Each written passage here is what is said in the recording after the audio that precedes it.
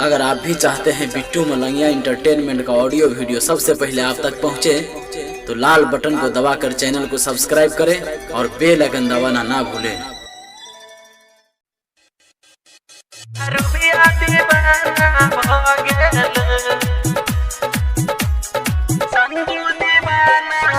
अखन अपने सब सुन रहा छी बिट्टू मलंगिया इंटरटेनमेंट के बजलई डीजे पर मदन के गाना रुबिया दीवाना भ गेल, दीवाना भ गेल, पुजिया दीवाना भ गेल। कि बजलई डीजे पर मदन के गाना संजू दीवाना भ गेल। कि बजलई डीजे पर मदन के गाना रुबिया दीवाना भ गेल। कि बजलई डीजे पर मदन के गाना रुबिया दीवाना भ गेल।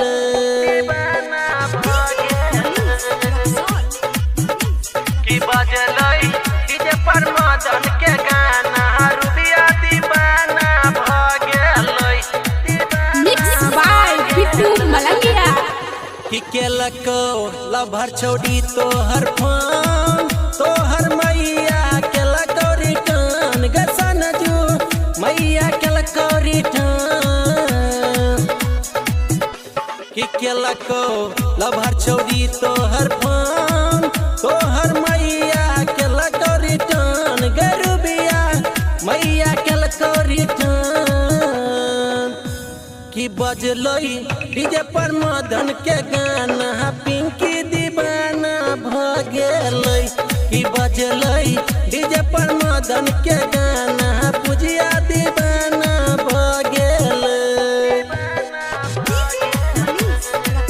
DJ Bittu Malangiya, DJ Bittu Malangiya, Madhubani Madhubani.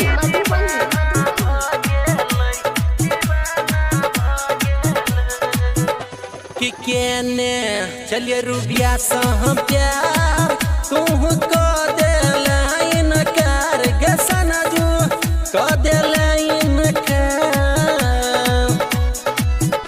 कि केने चलिए रुबिया से हम प्यार तू को दिलाइन कर गे पुजिया को दिलाइन कर।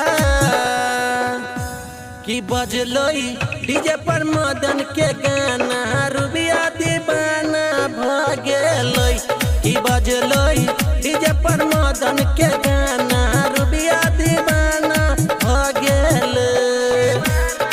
अखन अहाँ सब सुन रहल छी मलंगिया रिकॉर्डिंग स्टूडियो के शानदार प्रस्तुति।